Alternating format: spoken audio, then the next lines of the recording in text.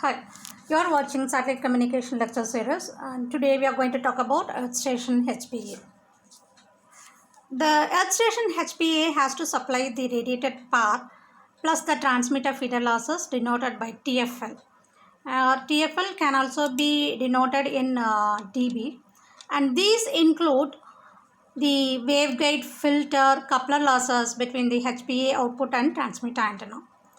So the power output of the HPA is given by PHPA is equal to ARP minus GT plus TFL, where TFL is the transmitter feeder losses and ARP is the equivalent isotropic radiated power and GT is the transmitter gain. And this includes any input BFO, this equation thus includes any input BFO that is required at the satellite. The Earth station itself may have to transmit multiple carriers and its output also will require backoff denoted by BO of HPA. The Earth station HPA must be rated for the saturation power output given by PHPA saturation is equal to PHPA plus BO HPA. Of course, the HPA will be operated at the backed off power level so that it provides the required power output PHPA to ensure operation well into the linear region. And HPA with a comparatively high saturation level can be used and a high degree of BO introduced. The large physical size and high power consumption associated with the large tubes do not carry the same penalties that they would if used abroad the satellite. Again, it is emphasized that BO at the Earth station may be required quite independently of any BO requirements at the satellite transponder. The power rating of the Earth station HPA should also be sufficient to provide a fed margin.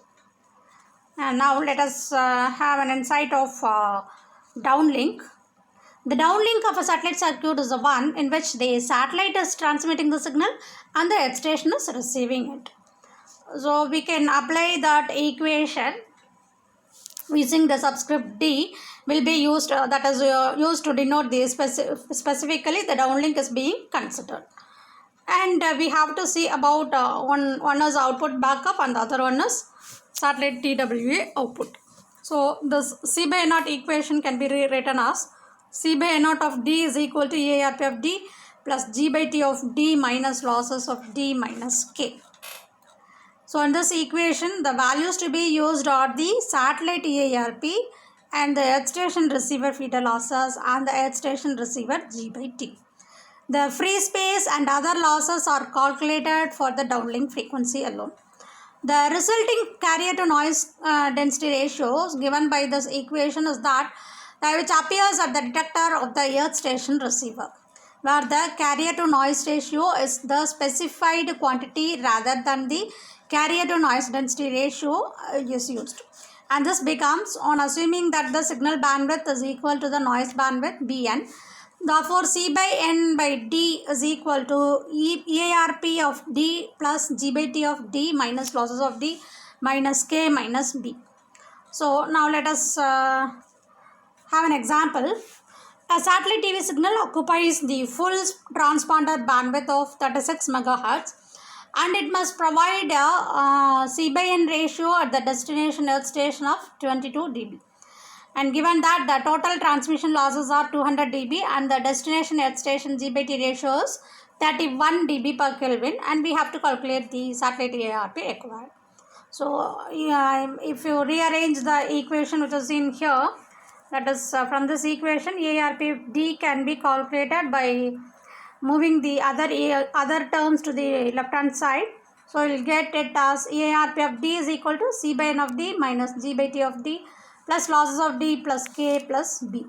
So setting this up in tabular form and keeping in mind that plus K is equal to minus 228.6 dB and that losses are numerically equal to plus 200 dB, we obtain C by N as 22 and minus G by T is equal to minus 31 and losses are 200, K is equal to minus 228.6 and B as 75.6. Therefore, the EARP will be 38, the algebraic sum of the above terms.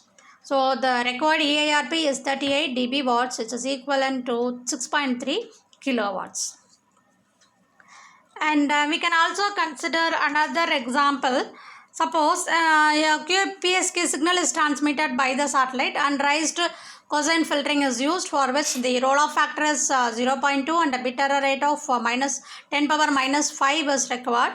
For the satellite downlink, the losses amount to 200 dB and the receiving earth station G/T ratio is given as 32 dB per Kelvin and the transponder bandwidth is 36 megahertz, and we have to calculate the bit rate which can be accommodated and the EIRP required. So you can write the equation of RB as 2B divided by 1 plus P, and substituting the values of B and P and rho, that will be given as 2 into 36 into 10 power 6 divided by 1.2, which is equal to 60 Mbps. Hence RB is equal to 10 log of 60 into 10 power 6 divided by 1 as power minus 1, which is equal to 77.78 dBps. So for BER of is equal to 10 power minus 5, this figure gives us EB by N0, this is equal to 9.6 dB. So from this required C by N0 ratio, C by N0 is equal to EB by N0 plus RB, that is equal to 77.78 plus 9.6 is equal to 87.38 dBHz. Therefore, AR by D is equal to C by N0 by D minus G by T of D plus LS losses of D plus K. If you substitute those values, that is 87.38 minus 32 plus 200 minus 228.6, you will get a value of 26.8 dB watts. And now let us move on to output back off. So where input back off is applied, a corresponding output back off must also be applied for the satellite ERP. So from the curve, we know that the output back off is not linearly related to input back off. A rule of thumb frequently used is to take the output back off as the point on the curve which is 5 dB below the extrapolated linear portion. Since the linear portion gives 1:1 change in decibels, the relationship between the input and output back off is B of O is equal to B of I minus 5 dB. For example, with an input back off of B of I is equal to 11 dB, the corresponding B of output back off is B of O is equal to 11 minus 5, which will be equal to 6 dB. So if the satellite EIRP for saturation conditions is specified as EIRP S of D, then EIRP of D minus is equal to EIRP S of D minus BO of O. So therefore, C by N0 of D is equal to EIRP of S of D minus BO of O plus G by T of D minus losses minus K. And next, we just move on to satellite TWTA output. And the satellite power amplifier, which is usually the TWTA, has to supply the radiated power plus the transmitter feeder losses.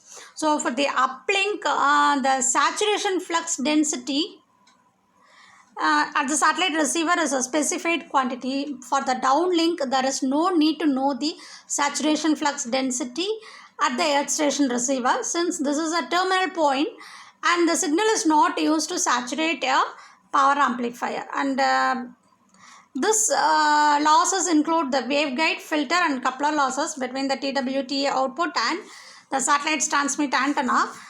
And referring back that equation, the output of the TWTA can be rewritten as PTWTA is equal to EIRP of D minus G by T of D plus TFL of D.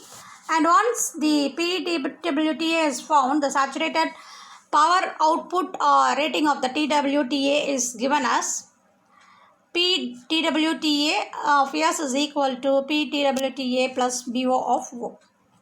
And before that, let us look into an example of calculating the output back off. So, if suppose the specified parameters of our downlink or satellite saturation value of EIRP as 25 dB watts and output back off of 6 dB, free space losses 196 dB, allowance for other downlink losses as 1.5 dB and earth station G by T is 41 dB per Kelvin per minus 1, and we have to calculate the carrier to noise density ratio at the earth station. So as with the uplink budget equations, the work is best out set out in tabular form with the minus signs attached to the tabulated values. So if you rewrite that equations, satellite saturation is 25 and free space losses minus 196.0, and other losses as minus 1.5 and output back off as minus 6, and earth station G by T is 41 and minus K is 228.6, and therefore total value of carrier to noise density ratio is 91.1. So the total gives the carrier to noise density ratio at the earth station in dB hertz. And next we'll move on to combined uplink and downlink C by N ratio. The complete satellite circuit includes an uplink and downlink is shown in this diagram. It is clearly shown in this here. The noise will be introduced in the uplink at the satellite receiver input. PNU is equal to that is PNU is the noise per unit bandwidth, and PRU is the average carrier at the same point, and the carrier to noise ratio on the uplink is given as carrier to noise ratio of uplink is equal to PRU off by PNU. The carrier power at the space link is shown as PR, which is of course also the received carrier power for the downlink. So this is equal to lambda times the carrier power input at the satellite, where lambda is the system power gain from the satellite input earth station input point, and it includes the satellite transponder and transmit antenna gain, the downlink losses, and the earth station receive antenna gain and feeder losses. So the noise at the satellite input also appears at the earth station input multiplied by gamma, and in addition the earth station introduces its own noise denoted by PND. Thus the end of the link noise is gamma PNU plus PND. The C by N ratio for the downlink alone, not counting the gamma PNU contribution, is PR by PND, and the combined C by N naught ratio at the ground receiver is PR divided by gamma into PNU plus PND. The power flux flow diagram is shown in this diagram. So the combined carrier to noise ratio can be determined in terms of the individual link values.